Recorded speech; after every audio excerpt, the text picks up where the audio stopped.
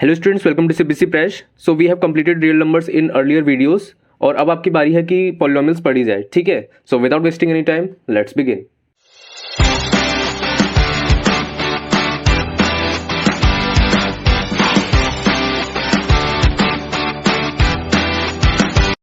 तो video start करने से पहले मैं ये आपको बताना चाहूँगा कि आपको डिग्री ऑफ द पॉलिनोमियल के बारे में पता होना चाहिए कि डिग्री क्या होती है। अगर नहीं पता है तो मैं एक बार रिवाइज करा दूँ। सो डिग्री क्या होती है? डिग्री होती है हाईएस्ट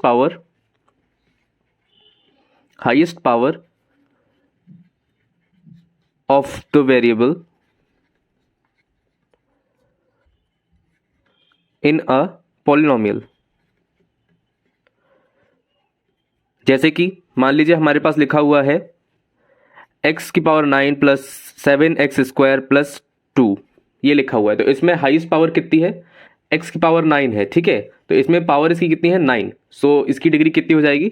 डिग्री विल बी 9। ठीक है, डिग्री 9 हो गई। अब इसी तरह हम लोग और भी देख सकते हैं। जैसे मैं बता दूं आपको कि जैसे आपके पास डिग्री है x cube plus 2x square plus 3x plus 7, जैसे ये है, तो इसमें आपकी डिग्री कितनी होने वाली है? एक्स क्यूब, यानी कि आपका हो जाएगा ये 3, डिग्री इसकी 3 हो गई। अब इसी के साथ अगर मैं कहूँ कि मान लीजिए आपका जो मतलब जैसे कि आप अगर लेके चलें इसको, अब अगर कोई कहे कि बताओ अच्छा 1/x की पावर 1/x माइनस 1, या फिर मान लीजिए आपके पास लिखा हुआ है रूट x प्लस 2, और या फिर ये लिखा हुआ है कि 1/x square plus 2x plus 3, इनका क्या डिग्री है? तो मैं उनसे ये कहूँगा कि भैया ये जो है ये पॉलिनोमियल होता ही नहीं है ना। इस तरह की चीज़ें ये पॉलिनोमियल नहीं होती हैं। ओके, सो इनकी कोई डिग्री भी नहीं होती है। ठीक है, तो पॉलिनोमियल क्या होता है? इस तरह की चीज़ें पॉलिनोमियल होती हैं जिनकी डिग्री और मतलब उनके सारे के सारे जितने भी वेरिएबल्स हैं उनकी पावर इन होल नंबर में होनी चाहिए। ठीक है, सो आपको मैं बता दिया क्या पॉलिनोमियल होता है क्या नहीं होता है, और डिग्री भी बता दी क्या होती है क्या नहीं होती है। ठीक है, अब हम लोग टाइप्स ऑफ पॉलिनोमियल्स के बारे में देखते हैं क्या होते हैं, कितने टाइप के पॉलिनोमियल्स होते हैं। तो सबसे पहले मैं आता हूँ किस पे? Linear polynomial. आपने सुना होगा linear polynomial. So what is linear polynomial? जिसकी डिग्री 1 हो। ठीक है, जिसकी डिग्री 1 हो। सो लीनियर पॉलिनोमियल के अगर आपको एग्जांपल बोले जाए तो किस तरह के एग्जांपल है? मैं इसकी जनरल फॉर्म लिख देता हूं, जैसे कि ax प्लस बी। अब ax प्लस बी में कुछ भी हो सकता है, जैसे 7x प्लस 2, 3x प्लस 7, इस तरह की जो मतलब होते हैं उनको हम लोग क्या कहते हैं? Linear polynomials. ठीक है, आई गेस आपको इधर तक समझ में आ रहा होगा। इनकी डिग्री कितनी होती है? 1। डिग्री 1 से ही आप पहचानेंगे। ओके, सो अब हम लोग मूव ऑन करते हैं क्वाड्रेटिक पॉलिनोमियल पे। So what are quadratic polynomials? जिनकी डिग्री 2 होती है। ठीक है, डिग्री 2। सो डिग्री 2 होने का मतलब क्या है? उसकी जनरल फॉर्म क्या होने वाली है? ax square plus bx plus c। ठीक है, इसमें देखो सबसे इंपॉर्टेंट क्या होता है कि a की वैल्यू यहाँ पे 0 हो ही नहीं सकती। a की वैल्यू 0 नहीं होगी, नहीं तो वो लीनियर में कन्वर्ट हो जाएगा, है ना। अगर a की वैल्यू 0 हो गई तो एक्स स्क्वायर तो गया काम से, फिर क्या बचेगा? bx प्लस c, जो कि इसी फॉर्म का है, तो हम लोग उसको क्या कहेंगे? लीनियर। ठीक है, तो अभी आपका क्या है? क्वाड्रेटिक पॉलिनोमियल है, तो इसमें a की वैल्यू 0 नहीं हो सकती, बाकी कुछ भी हो सकती है, और b और c की वैल्यू भी कुछ भी हो सकती है। बस एक कंडीशन है कि आपका जो a की वैल्यू है वो 0 नहीं हो सकती, क्योंकि 0 होने के बाद वो लीनियर पॉलिनोमियल में कन्वर्ट हो जाती है। ठीक है, तो इसको ध्यान रखना आप लोग। अब हम लोग मूव ऑन करते हैं थर्ड टाइप के पॉलिनोमियल पे। सो थर्ड पॉलिनोमियल कौन सा होता है? Cubic polynomial. अब क्योंकि आपको पता ही है अब इसकी डिग्री कितनी होने वाली है? डिग्री होगी इसकी 3। ठीक है, तो इसका जनरल फॉर्म अगर मैं आपको लिख के बताऊं तो होता है ax cube plus bx square plus cx plus d। ठीक है, इस तरह का इसका जनरल फॉर्म होता है। इधर पे a की वैल्यू कैन नॉट बी 0, नहीं तो वो क्वाड्रेटिक में बदल जाएगा। अगर b की मतलब a की वैल्यू अगर 0 नहीं होती है तो उसके बाद ये क्यूबिक ही रहेगा, भले b की वैल्यू 0 हो जाए या c की वैल्यू 0 हो जाए या d की वैल्यू 0 हो जाए, कोई दिक्कत नहीं। बस a की वैल्यू 0 नहीं होनी चाहिए अगर उसको क्यूबिक में बने रहना है तो। ठीक है, इस तरह से ये काम करता है। अब आपको मैं एक चीज़ और बताना चाहूँगा कि एक कॉन्सेप्ट होता है जिसका नाम होता है कांस्टेंट पॉलिनोमियल। ठीक है, तो कांस्टेंट पॉलिनोमियल ज़्यादातर बच्चों को पता होगा। कांस्टेंट पॉलिनोमियल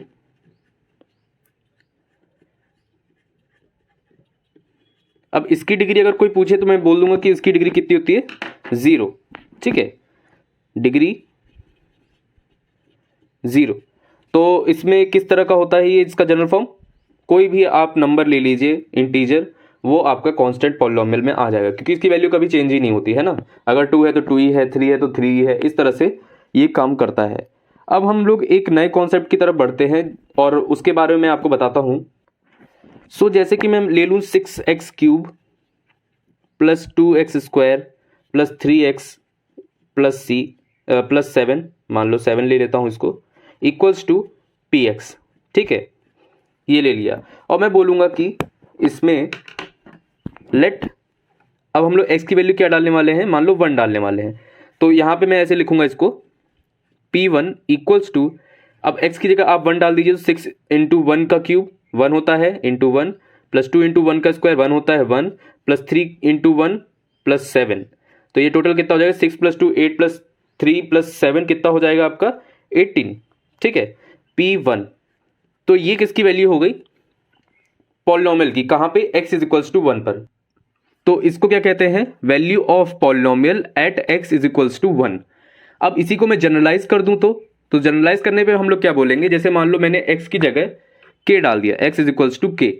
ठीक है, अगर मैंने x की जगह k डाल दिया तो क्या होगा, इधर पे हम लोग बोलेंगे द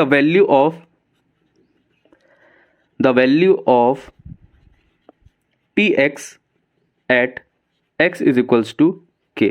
ठीक है, इस तरह से इसको बोला जाएगा। अब इसके बाद एक और इंपॉर्टेंट कॉन्सेप्ट निकल के आता है, वो है जीरोस ऑफ द पॉलिनोमियल। उसके बारे में मैं आपको अभी बताता हूं। तो अब हम लोग पढ़ने वाले हैं जीरोस ऑफ द पॉलिनोमियल। ठीक है, उससे पहले मैं आपको एक एग्जांपल करके दिखाता हूं।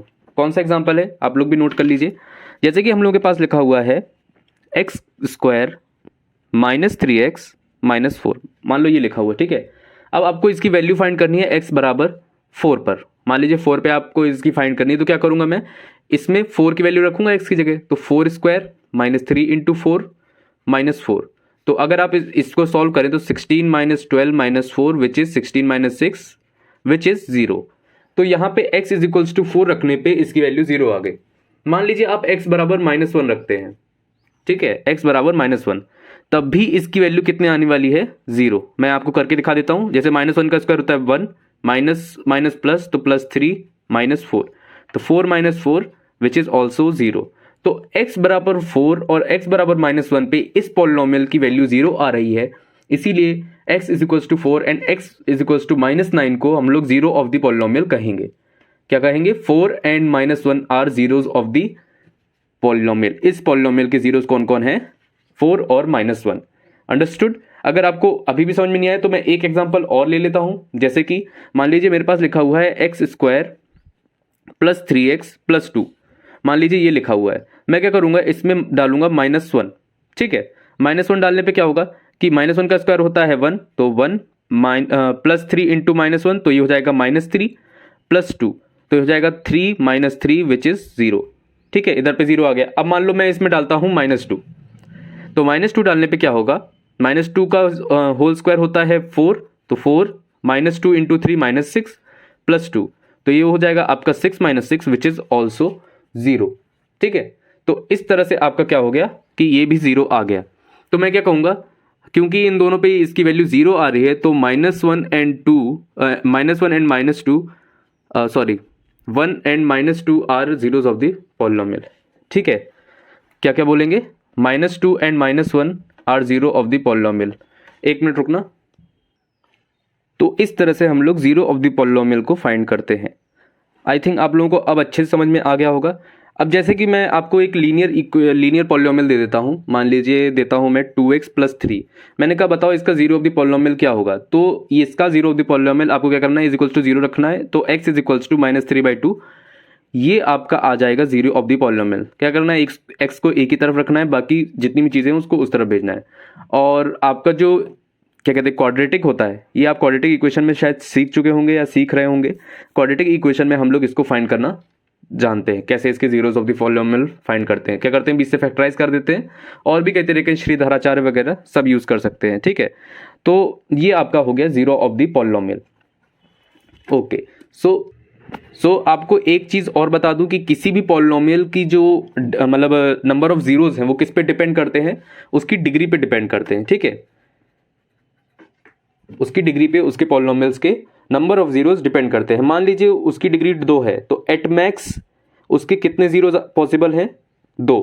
एक भी हो सकता है और एक भी नहीं हो सकता है, लेकिन ज़्यादा से ज़्यादा कितना हो सकता है वो उसकी डिग्री पे डिपेंड करता है। जितनी डिग्री उतने ही उसके मैक्सिमम जीरोज होंगे। मान लो डिग्री 3 है, मान लो क्यूबिक है, तो क्यूबिक के सिर्फ 3 ही मैक्सिमम पॉसिबल जीरोज होते हैं, ठीक है।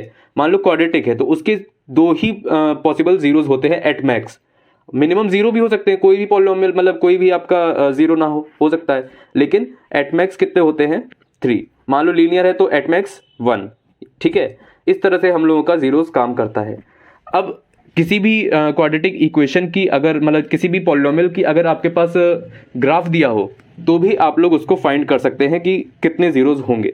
फॉर एग्जांपल मैं आपको एक क्वाड्रेटिक देता हूं, ठीक है। एक क्वाड्रेटिक का आपको ग्राफ देता हूं, तो मान लीजिए ये है उसका ग्राफ। तो आप कैसे फाइंड करेंगे कि इसके कितने नंबर ऑफ जीरोज हैं? आपको कुछ नहीं करना है, मतलब स्कूल में काफ़ी फैंसी तरीके से इसको बताया जाता है, पर मैं आपको एकदम सिंपल सी ट्रिक बता देता हूँ कि ये जितनी बार एक्स एक्सिस जो है, ये एक्स एक्सिस है, ये वाई एक्सिस है, ये जितनी बार भी एक्स एक्सिस को क्रॉस करेगी उतनी बार आप समझ जाइए कि आपका ये नंबर ऑफ जीरोज है, ठीक है। जैसे ये 2 बार क्रॉस की तो यानी कि इसके 2 जीरोज पॉसिबल हैं।